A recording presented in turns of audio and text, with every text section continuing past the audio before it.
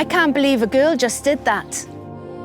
Dyna lle mae hi, ar y lawnt yn cicio pêl, bras gamu drwy'r blodau, symud cymylau, merch yn cicio pêl. Dyna beth rhyfeddol. Ystym herfeiddiol a hardd, nid pêl rwyd, nid hoci, nid dawnsio disgo, pêl y bechgyn, pes crwn i'r traed, pledren mochyn, bwrw'r bêl am oriau yn erbyn wal y ferch fach. Ond mewn sgwar o wair ar gyfandir lliwgar, mae hi